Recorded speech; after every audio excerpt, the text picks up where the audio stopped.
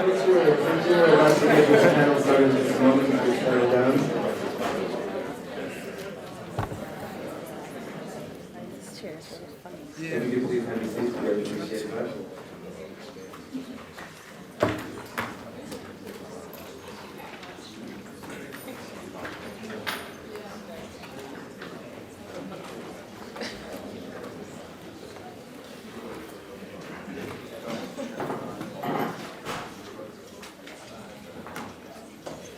All right, we're going to get started. If folks can hear me without a mic, I'm fine doing that. Otherwise, we can mic up. But does this work for everybody? Yeah. All right. Well, let me know, too. You know, don't be shy. Be the guy in the back that says, "What the hell did you just say?" Well, thanks for everybody for coming. I know there's a bunch of competing panels.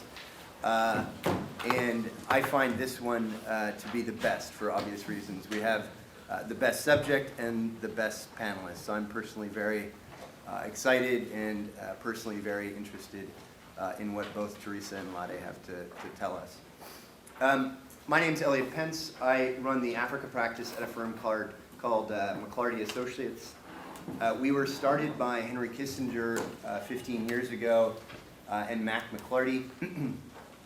We advise 150 global companies investing abroad. We started with a primary focus in Latin America and China. We have seen increased interest in Africa over the last 5 years, 2 years, and especially actually within the last 6 months. We work for a number of primarily US companies, but also some Chinese companies, Brazilian companies, Indian companies, investing in China from Brazil, Brazil from China, and so forth. I'm also the founder of a startup called Upstream Analytics that acquires supply chain data in frontier markets. So happy to talk about that a little bit as well. But the objective of this panel is to talk in very practical and personal terms about entrepreneurialism in Africa. It's a subject that quite often eludes being practical or sort of on-the-ground realities and technical and operational and so forth. It can very easily descend into theoretical and what does it mean for Africa Rising, what does it mean for this or that. So what I'm going to do is ask Teresa and Lade to talk a little bit about their own experiences setting up both of the firms that they have set up. And then really open it almost immediately to the group here.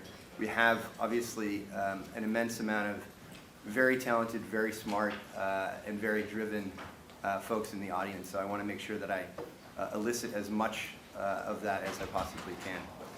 And at the risk of not fully capturing the impressive profiles of both Teresa and Lade, I'd ask Teresa, if you could just introduce yourself and talk a little bit about Africa.com, and then Lade the same. Sure. Well, it's a privilege to be here, and thank you for coming to this session. You guys all really came to see Lade because I saw in the program that was the only person listed here. And so I wasn't really sure if this was going to be a great panel or not and where I was going to fit in, but I'm glad to see a full room. So you have quite a lot of star power. In any case, Africa.com is a company that I founded about a little over 3 years ago. We are the leading Africa-related website. We get about 3 million visitors per month from people in over 200 countries around the world who are interested in Africa. We provide a lot of news and information, encyclopedia information, travel information, arts and culture, videos. We produced a film last year called Africa Straight Up that we're very proud of. Not Your Parents documentary featuring the rapper MI from Nigeria and Lyra from South Africa. If you haven't seen it, please do. We also offer weekly and daily newsletters on what's going on in the continent. Our editors read all the Africa news so that you don't have to.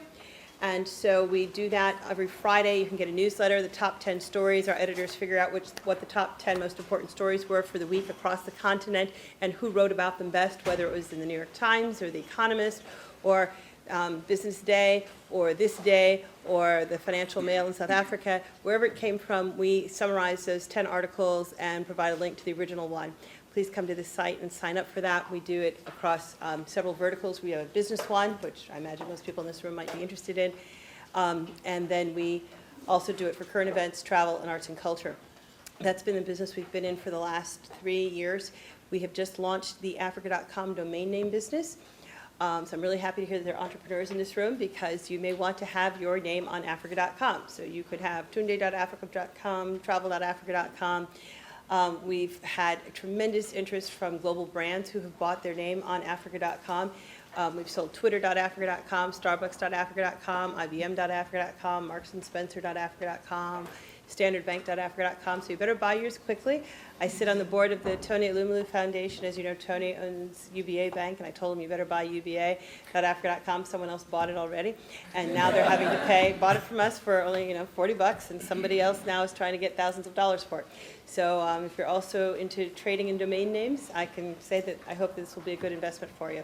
But that is also bundled with a number of services that we will be providing for small businesses in Africa, web building tools, hosting, et cetera, but really looking to be the GoDaddy of Africa is the other piece of our business. Perfect example of Nigerian entrepreneurialism already. Yes.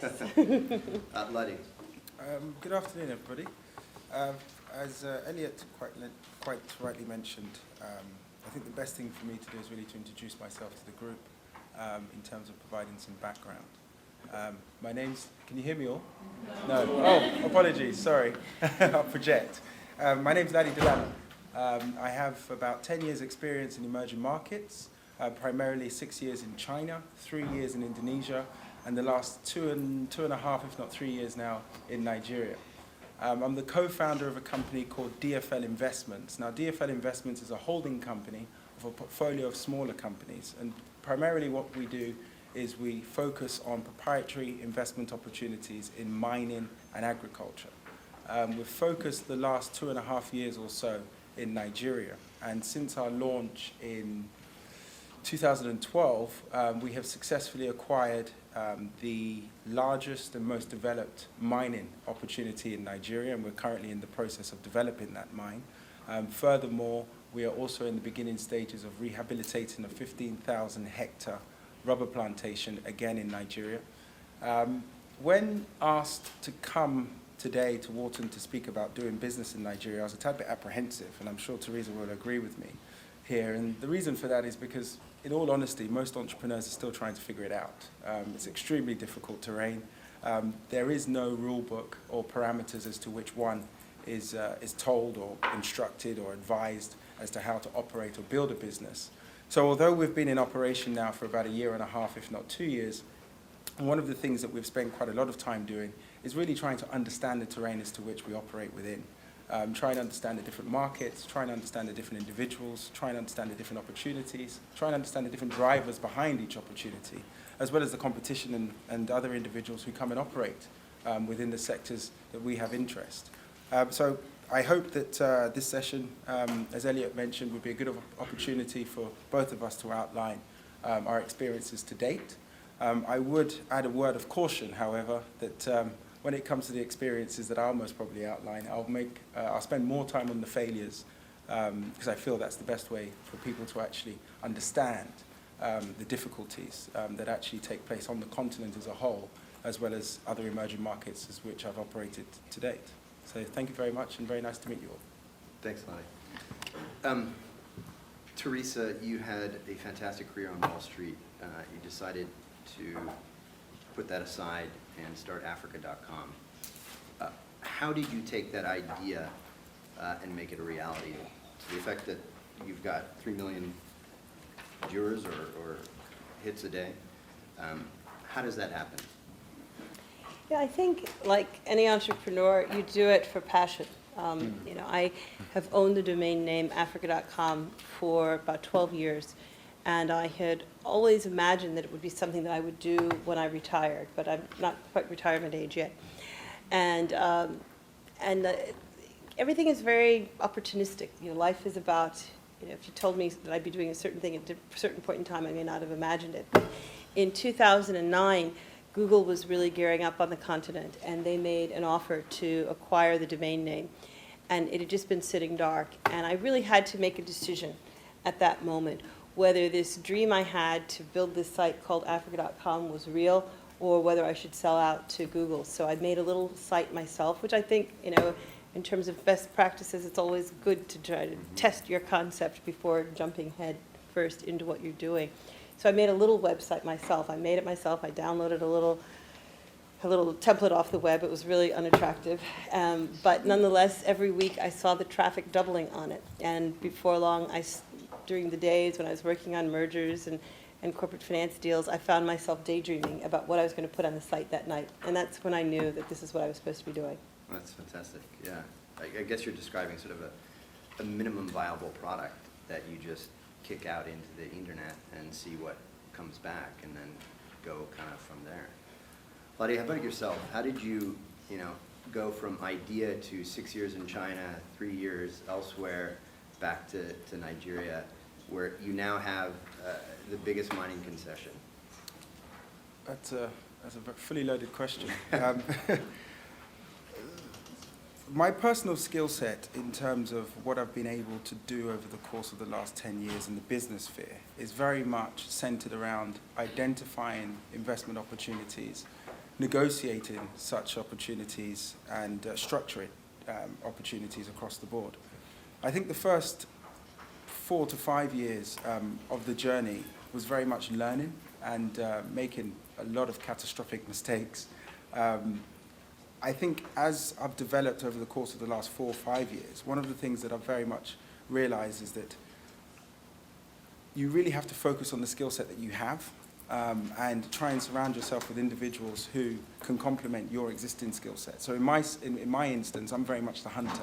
I'm the chap that goes out, finds the opportunities, gets on the ground, structures such opportunities, and then really try and find individuals like yourselves who can really start to take such opportunities to profitable businesses and operate those opportunities, which in all honesty, that does not, I do not possess that skill set. I'm not the best at managing or operating businesses. In fact, when I have tried in the past, that's really the times when I've lost money and lost other people's money for that matter. So I think over the course of the last 10 years, I've really focused on trying to understand what it is I can do, trying to add value and improving the skill sets that I have, and then subsequently trying to meet the right people who can complement what I'm capable of doing in order to meet the expectations of investors, as well as Teresa mentioned, develop on the passion and visions that we share as a team. And that, luckily, in the last few years, has translated itself into some profitable business ventures, including this, the most recent mining acquisition that we have, as well as a few other things. So I think that's really what I have done over the last 10 years in terms of being able to get to where we are today. So I've just finished this book, Hatching Twitter, if folks have read this. It's basically a horror story for startups. But it describes in pretty gruesome detail the challenges of developing a team around an idea. How did both of you develop that team, your teams now? How did you go from this being something that you did at night to getting other people incentivized in it, engaged in it, to leave their jobs or join you in what you had essentially wanted to create? Do you want to start? Sure. I think this question really kind of centers around leadership and the qualities or ability of a leader to really mobilize, inspire, and galvanize a group of individuals to support that leader in achieving the goal or vision. My personal thoughts around leadership are really about the ability to create a vision and create a credible roadmap as to how one can achieve that vision. I feel that once a credible roadmap has been created, be it that of a business strategy, a business plan, a marketing plan, operation plan, whatever it may be, it's really just a question of finding like-minded individuals who very much possess the skill sets required for each component of that strategy. And sitting down and trying to paint that vision that, in this instance, Africa is the place to be. In my specific instance, that the mining sector, which very much is a defunct sector in Nigeria is a sector that over the course of the next 5 to 10 years is a sector to be a part of. It is a sector that will start to drive the economy and constitute a sizable part of the GDP moving forward. And it's really the ability to sit down and persuade people to do that. And to be honest, opportunities like this is a prime example of me trying to do so. I've met some amazing and talented people today at this conference and also at other conferences I've attended. And being able to form such relationships and open such dialogue with the great minds that we have here, and then subsequently getting involved in a conversation as to trying to get them back to Nigeria and get them involved in the vision is really how I personally have spent time trying to build teams, management teams and operation teams. I think another area on the ground in Nigeria, however, is management teams and staff are very difficult to find. Even those with the academic background and degrees that you're looking for may not necessarily have the practical experience. And one of the biggest mistakes I've made, and it's one that my board actually scolded me for not too long ago, was I completely underestimated the cost and time that is involved in training people. I was under the misconception upon arrival that once I'd met an individual and once they had the academic certifications that were required, that they would be able to then subsequently plug into that strategy and start to operate freely. And the truth of the matter is that specifically in Nigeria, that a lot of individuals have the degrees, but the quality of education isn't the best, unfortunately. And furthermore, they haven't had the opportunity to actually gain practical experience. So one of the struggles that we have found is really being able to train them up to be part of that team moving forward. And some of the things that we've done is bring in expats. Today we have 17 expats working in the country who are helping train staff. And then furthermore, we've started to send quite a few members of our team abroad for training, which has also helped. And I think a combination of all those different factors have really helped in building a team that share the vision to execute the business plan that we have in country at the moment. I think those are all good remarks. I'll add to them and share a little bit more about our experience at Africa.com. I think that when you're starting your own company, the first thing you have to do is be able to inspire others to want to participate and to believe in that dream. People have to see the potential and they have to share in that potential. I think that working with an entrepreneurial organization involves a lot of risk. It's a lot easier to take your job at IBM or Google or whatever the case may be versus coming to work in a startup. And so I've found that it's been important for me to share the upside in this company through an employee stock ownership plan, such that everybody who works at Africa.com has stock in the company. And that's been a really key element to attracting and retaining people. I think the other comment that I would make, following Lottie's, I think lessons learned are the ones that are most helpful for you, I think has been really trying to figure out who has entrepreneurial skills, because working in an entrepreneurial environment is very, very different than working in a corporate. And I've certainly made a couple of hiring mistakes. I can think of one person in particular who spoke with great passion about wanting to be an entrepreneur. Entrepreneurism, this, that, entrepreneur.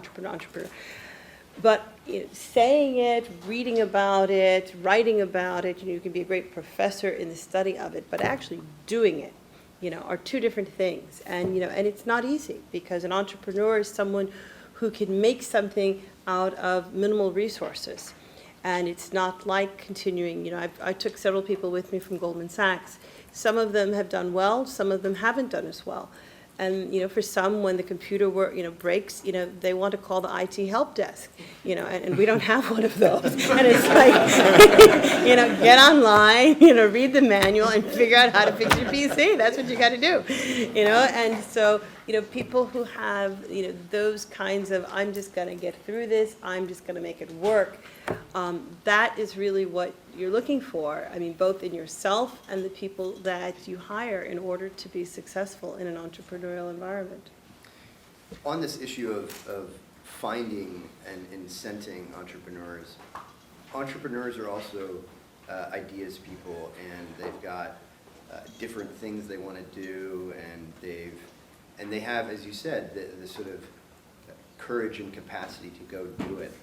How do you manage entrepreneurs? How do you, because you need to rely on them to build the business, to share the vision, etc. But how do you manage them if they're sort of here and there and engaged in a bunch of different projects? Well, I think that's a tough question for me to answer. I think my board is really the individuals who'd have to ask to answer that question. And what I mean by that is how they manage me, in all honesty. I think as an individual that knows nothing else apart from being able to go out and look for opportunities and try and develop and follow up and execute visions and ideas that I personally have, I think the biggest thing that I've had to do when learning from numerous different failures is learning the skill set that you're good at. And once you know what you're good at, don't try and do anything else. You can develop, you can study, you can work harder at the skill set that you currently have, or I'm currently equipped with, but it's difficult to try and be a CFO, a CEO, and a COO when really, in all honesty, in my instance, I'm just the guy who goes out and structures and identifies the opportunities. So I think managing an entrepreneur, and again, over the course of the last 3 to 4 years, I would say that this is something that I have started to adopt, is really just to focus on my skill set and not try to go out of it. Really try and surround myself with people who are as good within the areas that I'm not so good. So collectively, we're a good team. In terms of, one of the things that entrepreneurs also do is we always have ideas. There's always the next idea, always. Even just yesterday, I came up with a brand new idea in telecoms. I know nothing about telecoms, but I feel that there's an opportunity in telecoms, and I spoke to my sister and my girlfriend about it, and I said to myself, oh, well, I think I could do that. And I went online and I started doing some research to figure out how I could get into that space. I think one of the things that my board have done extremely well is that they have created a space for me. And essentially what they have done is they've said, laddie, from start to finish, this is your role. After which, you can go on and do what you do best. So they've really kind of drawn a very clear line in the sand as to where there's a transition between what I'm good at and when the next individual has to come in and take over. And I feel that has worked extremely well for me, because I can have all these fanciful ideas and spend time to see where the next big opportunity is. And over the course of the last 6 years, especially, that has worked extremely well for me personally. You know, I'd answer the question with a couple of different anecdotes of what we've experienced at Africa.com. I think the first thing that has been very clear to me is, well, there's a quote by Jack Welch. I'm not a huge Jack Welch fan broadly, but this quote I happen to like. And I think that the quote is, that he found success in running General Electric by creating entrepreneurial environments where the entrepreneurs were backed by big company resources. And I think I've found success at Africa.com when I've been able to take a pot of money and give someone a goal and let them run it, but be there for them when they've needed help, to help make connections for them, to use my networks for introductions, to be someone, be a sounding board, but to let them feel the ownership of whatever it is they're meant to do. So I try to do that. We don't have GE resources, behind every effort, but I keep that as a goal. I think another piece of it for us has been to have very clear key performance indicators. And in an entrepreneurial environment, it's not, you don't start off with the same set of KPIs that you'd have at a GE. But it's been very clear. It's important for people to have clarity about what they're doing, because sometimes in a small company, everybody's doing everything. And while everybody may be doing everything, certain people are responsible for making sure that certain things like revenue comes in the door, or that we increase the number of people who are coming to the site. And so making people responsible for a certain key performance indicator has really given people clarity around what it is they need to accomplish. And the third point that I would use is a term that's used quite a lot, and that's pivoting. And we've been doing a lot of pivoting in figuring out what works. And we've had any number of initiatives that we thought were going to take off, and we've invested in trying to make that happen. And when it didn't happen, we went in another direction. We have the person who runs our South African office is probably our best pivoter. She should probably be a professional ballerina, given all the pivoting she's done at Africa.com. But she came in to run what we thought was going to be our safari business. We thought that we would be able to earn revenue from booking safari travel, because we are a bridge between the U.S. and Africa, and a lot of Americans only imagine that there's safaris in Africa, so we thought that we could capitalize on that and earn travel commissions. And it was a really, really competitive business. You really have to throw a lot of resources on it, because the dollar tickets for selling safaris are $10,000 a head, and so there are a lot of boutique organizations that have 20 people focused on doing just that. And so it really wasn't one of our more successful efforts. But the person who ran that business, we initially had brought on a revenue share basis, thinking that all she was going to do was safaris, because she owns a game lodge herself and knows that space. But we found another place for her in the organization where she monetizes our network advertising and does it brilliantly, and has made huge contributions to the firm in that regard. So I think that's the other piece of it, is just the flexibility, and which may relate a little bit back to the point I made earlier about understanding who's corporate and who can really work in an entrepreneurial environment, because it requires a tremendous amount of flexibility on both the manager and the employee's part to constantly, when you have your brand new idea today, then you're going to have another one next week and another one the week after, and people have to be able to say, okay, this one we're going to set aside, but this is the one that we really are going to go with now. And so there's a lot of flexibility that's required. Not everybody can roll that way. Some people like to know and have a plan. For 2014, I'm going to do this in January, this in February, this in March, and that's great. Those are great people, and I tend to work well with them, because a lot of entrepreneurs are these people with lots of ideas, and so I work well having someone who keeps me grounded.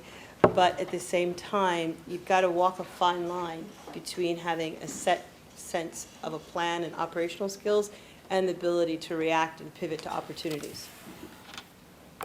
I want to pivot myself just a bit. Both of you entered sectors and businesses that had fairly strong incumbents. Africa.com has All Africa, and there's a variety of different sort of news sources out there. On your end, WABF, there's other businesses that were looking to do similar to what you. How did you sort of understand the competition? What was the value proposition that you were making to gain new viewers or new investments that gave you the confidence, that this was going to be a great venture and a successful venture? Sure. I think in my case, the situation's a tad bit different, in the sense that the opportunity that Africa proposes is attractive across the board. I feel that traveling the world, specifically in Asia, which is where I've spent most of my time raising capital and working with investor communities, the Africa story is one that they've heard several times before. Their desire is really to find the right individual or the right vehicle to actually get on the ground to start making such investments, or to make investments, or to get exposure to Africa across the board. So in my instance, I feel that the concept of raising capital to invest on the continent from the pots of capital that I managed to identify was quite a novel and, to a certain extent, in its infancy as a concept. Most of the capital that had gone into Africa from Asia had very much come from China Inc. The concept of high net worths from Southeast Asia, high net worths from Hong Kong, from Singapore, having direct exposure at asset level on the continent just did not exist. There are a few funds, there are a few investment vehicles that I've had the pleasure of meeting subsequent to me having raised our first pot of capital. But in all honesty, I didn't really find myself in a situation where I was up against anybody, and which in itself posed its own difficulties. Because one of the problems that you face is you don't know what the parameters are. There's no precedent set, there's no comparables, there's no peer groups, there's nothing along those lines that you could really speak to say how's the best to do this. What are the return expectations of investors in that part of the world? What is their understanding of the reality of making investments on the ground? And what impact does that have on their risk appetite as well as their patience? Because one of the things that you have to bear in mind when doing deals in Africa is investors have to be extremely patient. There are just so many different obstacles, so many different variables that can come from nowhere that subsequently alter your complete business plan and take you back to square one. So I feel that in my case, the concept of an incumbent really leveraging off the Africa, Asia flows of capital really existed exclusively with China Inc. And I don't believe that there's really that many other pots of capital or investment vehicles that have embarked upon what we are doing right now, which is investing capital from Southeast Asia and Hong Kong and Singapore and so on and so forth directly at asset level in Africa. Doesn't really exist apart from three or four other vehicles. You know, one of the hard parts about running Africa.com is because everybody is our competitor. You know, we don't really, you know, it's funny, we recently did a survey on the site to ask people, if you weren't coming to Africa.com, what site would you be going to? Now, if we had just one competitor, that would be nice, because then we could figure out how to go kick their butts and win. But the problem is that people mentioned, you know, well, for news, I go to the BBC, I go to CNN, I go to the New York Times, I go to the Washington Post. You know, you do policy work, and I look at the Council on Foreign Relations, I look at Brookings, I look at Foreign Affairs, and if I'm looking to book travel, well, my gosh, I'll research it on Lonely Planet and on Condé Nast, but I book it on Expedia and Travelocity and TripAdvisor, and then, you know, I'm interested in some interesting, you know, boutique African blogs, so we look at, you know, Madame Noir, and I'm interested in technology, so I look at, you know, Human IPO and the White African. I mean, and it's just across the board. And so I think if there's anything that I would say, you know, that I would take from that and to try to translate it into useful knowledge for this group is I think that a lesson that we've had to learn is that we can't be all things to all people. Now, we knew that going into it, but we didn't know which things we should be to which people. And so we started off being all things to all people until we could figure out where those niches were for us to operate. So, for example, we found, you know, we're never going to compete with CNN and BBC for African news. We just don't have the resources to do that. But we found that the product we have of curating the news and telling people these are the top 10 stories that happen in Africa this week, and this is where they're written about best, and here's a summary for you, a cheat sheet, if you will. Nobody else was doing that, and that became the way for us to compete in the news space, and people love that product. As I said, if you haven't signed up for it, please do. I'm really proud of it. It's free, and that's how we've competed in that space. So we've had to really find our feet in terms of understanding, and I think one thing that's a real advantage to operating in the digital space is that there's so much data available for us. We have so many opportunities to review our analytics and see how long people spend in one part of the site versus another part of the site. We can see how Americans view the site versus people in Nigeria, versus people in Kenya, versus people in South Africa, and understand what areas they have of interest, and so then we can react to that information. So it's sort of a basic comment, but just knowing your customer, really understanding them. And in our case, there are a lot of customers to understand who come to us for a lot of different reasons. So it's taken us a while to kind of break this into bite-sized pieces where we can digest the information and really try to serve each of the different user groups that we have. I want to ask one follow-up, Teresa, before I go to the audience. Mobile and news and data are buzzwords that have sort of tremendous sway in news these days, and investors' mouths and so forth. What are the trend lines you're watching? What are the issues? What are the things that you're seeing that you might sort of pursue via Africa.com in that sector? Yeah.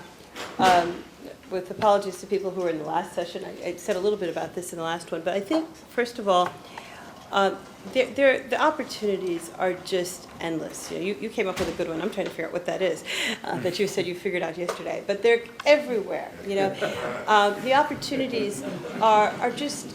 I think that one thing that you'll find is that there are the best opportunities are ones that meet real needs for people in Africa.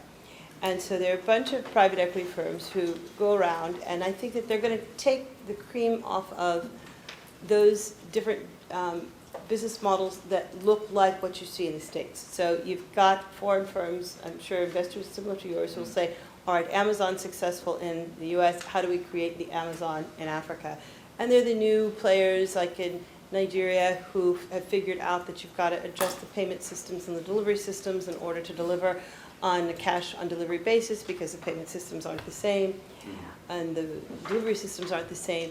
So I think that you'll see a certain set of players like that who can come at it with a lot of cash and understanding of what the key success factors are in other markets and will be good at adapting it to the local environment. So I think you've got that set of the Amazon of Africa, the monster of Africa, whatever those situations are. And then I think you have another range of opportunities like iCal, apps that really solve uniquely African problems. And I think I see a lot more of that activity coming out of Kenya. It's sort of an interesting, if you take a look at Kenya, Nigeria, South Africa as sort of the hubs for a lot of technology development. No offense to people from elsewhere. But you see the hubs in those three countries. I see the South Africans really try. I was the judge last year for the best websites in South Africa. And the South Africans are trying to build websites that compete with American and European websites. I mean, the biggest category of entrance for this was websites that pair gourmet food with wine. And I'm just like, really, does South Africa need 10 of those? I mean, it was unbelievable. Not really thinking about things that are scalable and relevant across the continent. And so I think that, figuring out those, unique things in the agricultural space that will help to improve productivity, or wherever there are gaps in Africa. I mean, and people who know the market. I mean, one thing, I'll tell a quick funny story, and I'll let you answer this question. But we have a guy who bought one of our Africa.com domain names. It's santonhair.africa.com, and he's a hairstylist in Santon City. And he was able to use our website to get a contract with Discovery. I don't know if you know, Discovery is a medical insurer in South Africa, like an HMO. And one of the things that Discovery is very good at is providing incentives for their members. They give discounts if you do healthy things, like go to the gym or buy the right foods. It's kind of Big Brotherish because they give you this card, you get swiped every time you go to the gym, so Big Brother knows when you go. But one of the things is that they found that black women weren't taking this up to the same rate as the rest of their users. And so this guy who runs his hair salon is very clever. He says, well, I know why they're not going, because they don't want to mess up their hair. And so he recently got this great contract with Discovery to put 8 hairstylists in the Virgin Active locker room for women between 5 and 8 in the morning and 5 and 8 at night. And all of a sudden, he solved a uniquely African problem. So there's a lot of innovation. You've got to know your market. Ronnie, can you beat that? Yeah. I think this is a good segue. I think this is a good segue to really kind of get onto the topic that I believe this panel really wants to address, and I believe most probably what a lot of the audience really wants to hear, and that is, as the title outlines, navigating Africa. One of the issues I find with a lot of these conferences really is that we talk a lot about the theory, and to be honest, I don't know that much about theory. I'm a practical individual and always have been. That's my entire background. So picking up on Teresa's prime example and using this as a segue, I feel that let's really talk about what's going on in Africa. How do you really get stuff done? And what are the obstacles and pitfalls that you have to look out for to execute, and most importantly, to make money. That's what we're all doing there. Regardless of how fancy we make it sound, that's what we're all trying to do. And in our instance, or in my instance, also develop what I believe is one of the greatest continents on my homeland. Now, there are several different obstacles and lessons, and I'll try and be as funny as yours in a moment, but several different obstacles and lessons that you need to know before you go back home or you go to Africa for the first time. The first and foremost, I feel, is the fact that Africa as a whole, regardless of what country you go into, is extremely segmented. It's very different. You hear it all the time. People always say it's 54 different nations, and within each nation there's different ethnic groups, and within each ethnic groups there's different historical ties or arguments or whatever it may be. But the truth of the matter is it's a lot more different than you could ever imagine it is.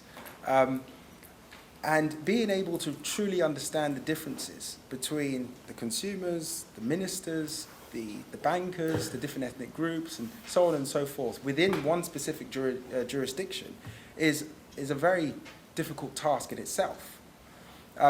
So time spent actually learning the cultural differences, prior to any business plan, prior to any idea, but time spent actually learning the cultural differences within a certain jurisdiction that may be of interest to you as an entrepreneur, I think is imperative.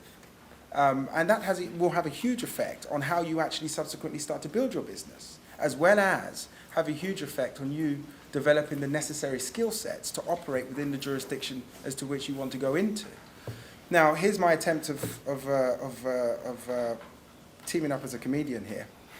And that is the story that I had in China. And I told this story not too long ago, and it's a ridiculously embarrassing story, but I feel that it's the right setting to outline what happened. I was preparing to go to China because a partner that we'd worked with had unfortunately failed to deliver on the agreement on contractual terms that we had agreed. And I think it's actually quite useful for me to outline that. What had happened was, it was an alcohol distribution business, and at that point in time, my idea was I'll sit in London and I'll sign a distribution contract with somebody in China, and that chap would very much handle all the distribution, and I'll act as the brand manager and give him the marketing principles and so on and so forth. But remember, I wanted to stay in London. He can do the Chinese stuff. And truth be told, after we furnished him and supplied him with a large amount of marketing budget, he failed to order the quantities that he said he was going to order in country. And that subsequently led to us spending quite a lot of money on advertising and promotion, but that not translating into the necessary revenue that we expected and that he had contractually agreed to uphold. So I took it upon myself to go over to China to figure out what was going on.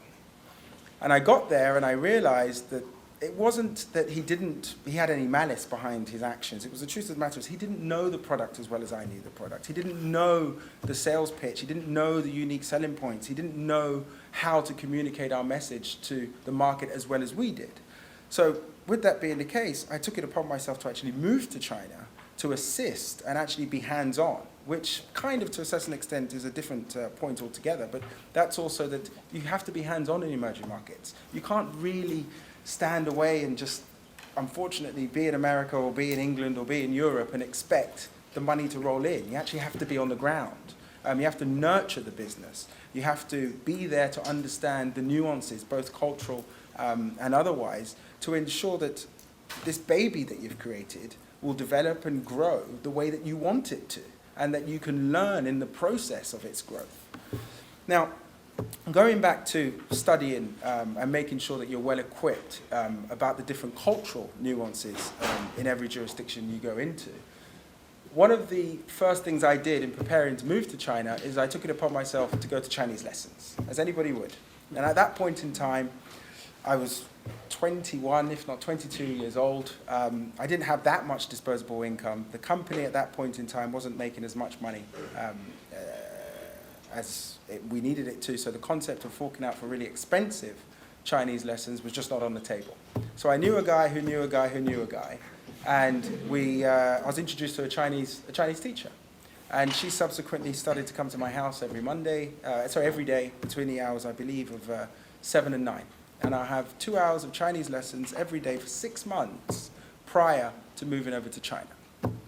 Bear in mind, at this point in time, I hadn't done that as much research as I needed to about the differences in China. So upon my arrival in China, I'd met with the distributor who, as I mentioned, was failing to uphold his contracts, and he started to take me to the wholesalers and I was trying to understand exactly what was the problem with the contract. And as you can all imagine, I was very excited to show off my newly developed Chinese skills. So I was walking into different rooms, and I was, speaking Chinese to the best of my ability. I was moving through the whole process of guanxi. I think it got to about the third or fourth meeting, and my wholesaler turned around and looked at me.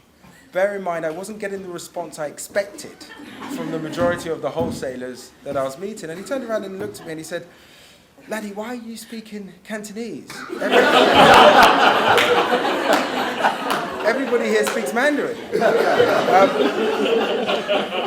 And I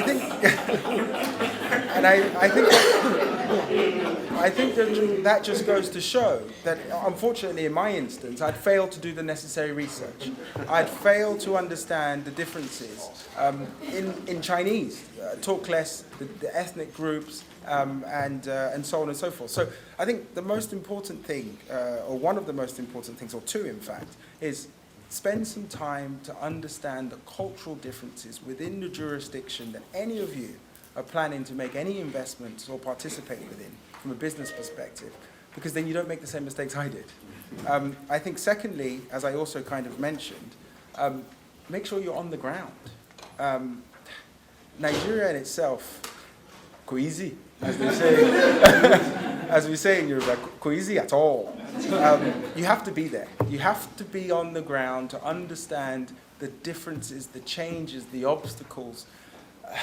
People change their mind on a daily basis. Legislation can change on a daily basis. It's a developing country, which in essence of the term developing means it's constantly changing. And if you're not on the ground experiencing those changes and being part of those changes, it's very difficult to make money. It's very difficult. That's great.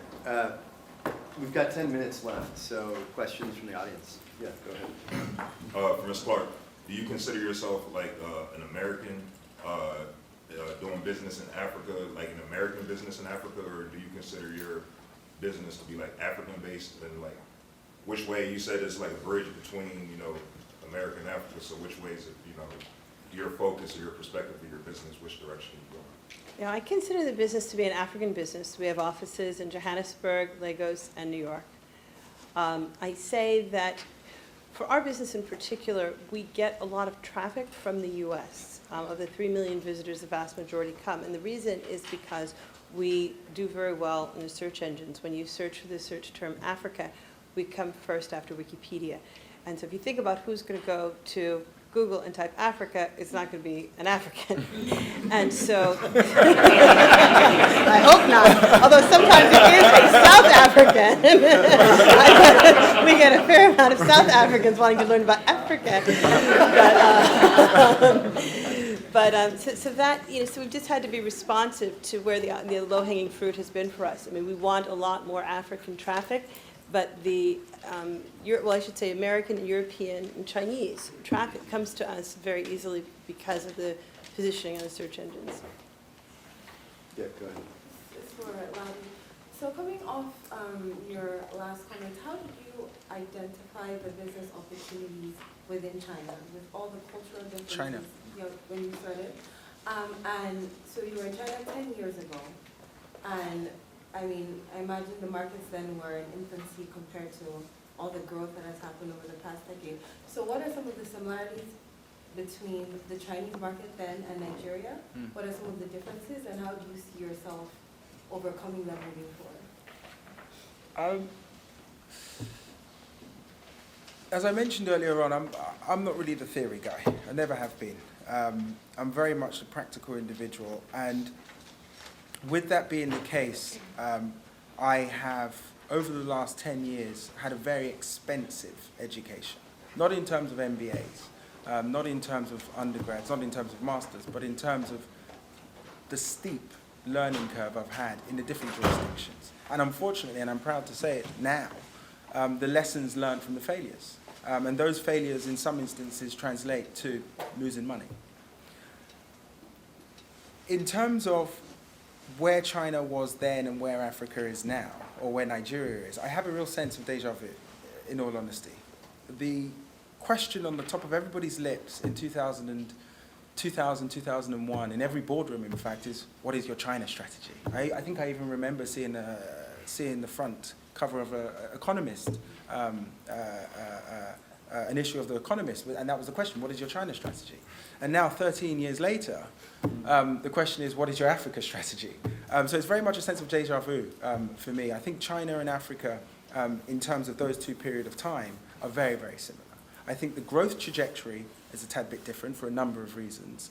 If you look at Nigeria, for instance, the democratic process as to which we attempt to pass legislation and reform our current economy is very different than the 5-year plan that the Chinese just basically do, i.e. the growth trajectory in Africa across the board, I suspect is going to be a tad slower than that in China.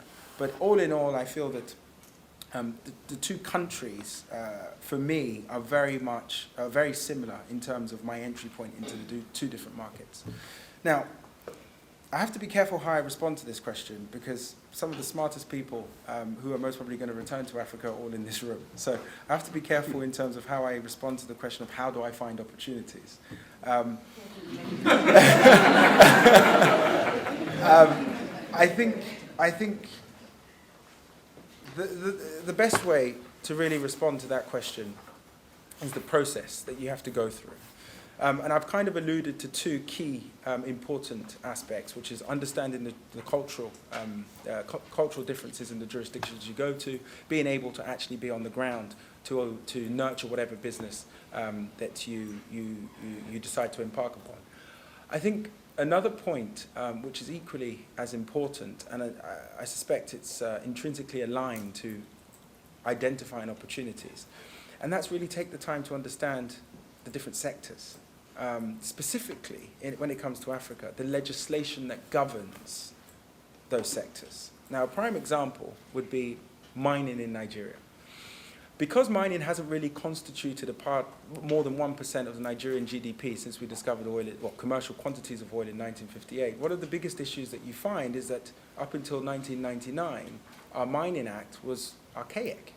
And several different attempts were made, unfortunately, without discussion with the private sector, to create new pieces of legislation that were very much detached from the reality of actually doing business on the ground.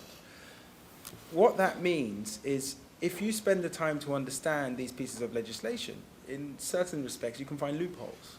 And those loopholes provide opportunities. So for instance, again, looking at the mining sector, it was very clear to me that foreign investors found it very difficult to come to Nigeria and invest directly in mining assets because of the way that the law was structured. You couldn't actually own the minerals, the Nigerian government owned the minerals, and so on and so forth.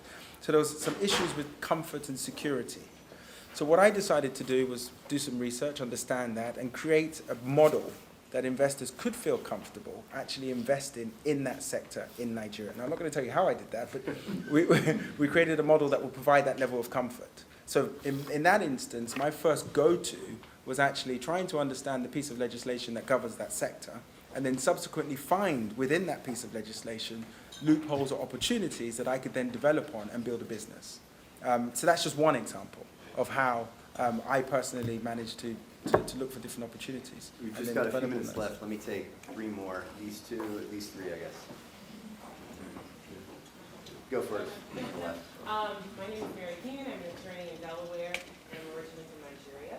My question is, Ms. Clark raised an interesting issue about hiring mistakes. And I guess as an entrepreneur, what can you do when a hiring mistake has been made? How can you turn that hiring mistake into an opportunity that will add value to your company? Let's take all three, and then you guys can. I am also, my name is Aditya Shalaram. I live in Lagos, Nigeria, and I actually wanted just have Laddie kind of go to the next chapter in the story you just started, that you found a model that investors are interested in. But so many people usually don't have access to a whole lot of capital. Okay? So let's say, for example, you travel to, I don't know, whichever African country, you have your 2 luggages, you discover all of a sudden there's a lot of demand for iPhones or, whatever. So you come back, you live here, you work here. Maybe you've worked for 5 years, you still have your car loans, your student loans, and what have you. But you want to invest, okay? So you decide, maybe you get a container of whatever goods. How do you go about being successful, or what do you call it, the entrepreneur's perspective, like meeting Africa, being successful there, while maybe trying to transition yourself from here to there with your present job? That's a tough question.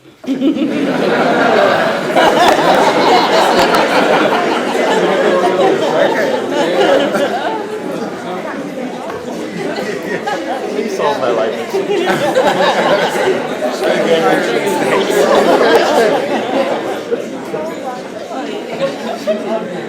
I think hiring mistakes, I think, is more your field, clearly, because I don't actually do that much hiring. I think the last question I give is that. I think that the society we live in today has painted this very interesting model and picture of what an entrepreneur is. To a certain extent, it kind of sounds glamorous. It's not at all. Far from it, in fact. You consistently live a life where failure is the predominant word for substantial periods of time, until such point that you have one success, and then you subsequently have to ensure that you can develop and grow from that success. And in that process, you have more failure. Don't forget, there's also rejection, which is also involved in that. And during that period, what I should say actually is that's really what a life is like as an entrepreneur. Now, a lot of people believe that they have the constitution to do that. A lot of people believe that they can embark and leave their jobs and just jump into doing that on a daily basis. And it's not for the faint-hearted. It's very difficult.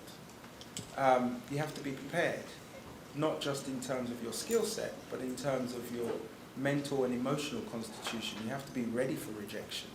You have to learn how to handle failure. You have to be able to look at the obstacles that are thrown at you and rearrange, in my instance, rearrange the puzzle to work in your favor. Now, the reason why I point that out is because the example that you used in terms of buying a container of a certain amount of goods and then subsequently going to Africa and trying to figure out how to sell it doesn't really sound to me as an individual or an example of somebody that should really believe in their job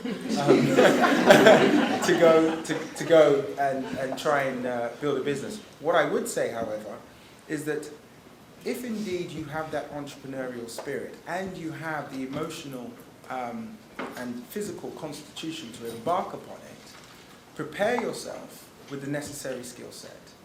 Prepare yourself with the necessary research. In terms of raising capital, if you have a good idea, the way Africa is right now, you'll raise the capital.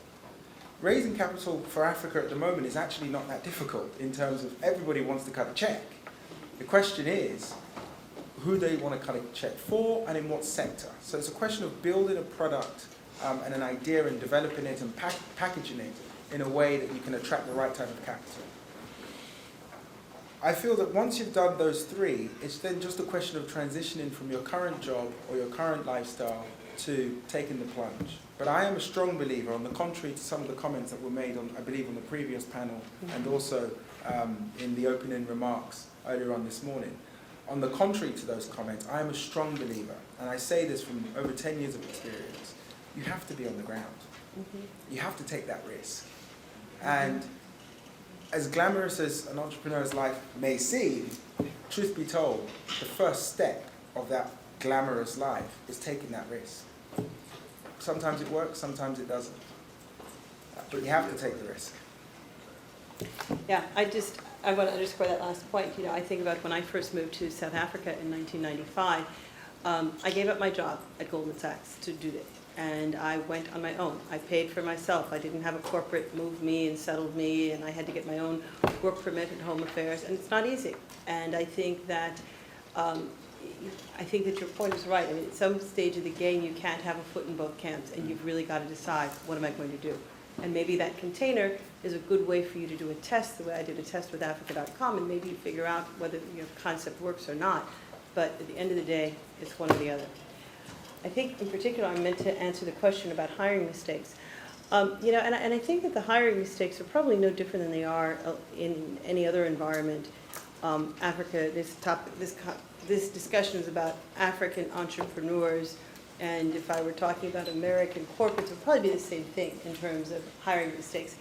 Yeah, I've made several of them, and I think that in the best cases we've been able to, you know, to a point that Lottie made, you know, recognize what somebody's strengths are, what their skill set is. I have one person who has morphed into our chief administrative officer, and she's fantastic, and I'm thrilled that she has that job today. The role she started off with was a complete disaster, and we're both happy for the time, but it takes a heck of a lot of time, a lot of soul searching, a lot of, you know, a lot to figure it out. And there have been some other mistakes that I've made where there just really wasn't a good answer. There wasn't a fit. That what the person offered wasn't something that I needed, and we had to part ways. I think there's one point I'd just like to make. In the remarks that I've made so far today, and I'm not too sure if I've got the message across as loud and clear as I would have liked to, but there's very much a line that I personally am trying to identify and help you cross. And that is the theory, the studying, the working in the corporate environment is absolutely essential to the success of any business. But there is a real life-changing line that will affect you personally in order to start a business. There is a huge amount of personal sacrifice you actually have to make. And the textbooks, unfortunately, don't tell you that. They don't. You have to be prepared to slug it through.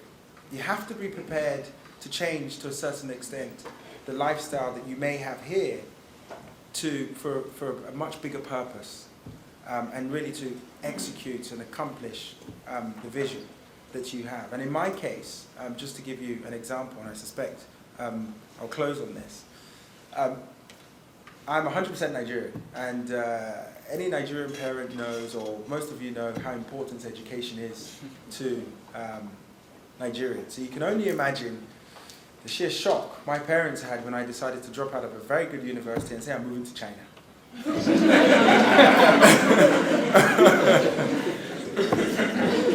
And for me, it was very difficult, because at that point in time, my parents could not, even if I sat them down with all the, I think my mum even took me to night vigil. Something wrong with me. But even after, you know, everything at that point in time, they could not see my vision. I was the only one who could see my vision. And they could see all the risks that were in front of me.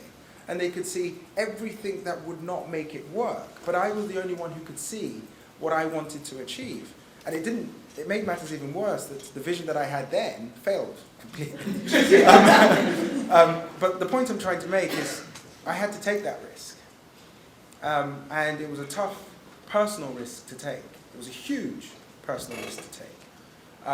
But in retrospect, it was the best thing I ever did, even though it was the toughest thing I'd ever done.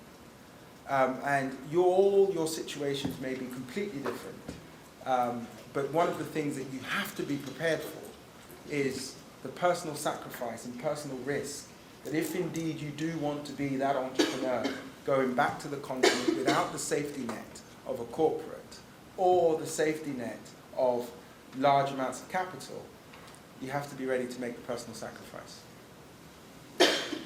Teresa, Lade, thank you very much for that.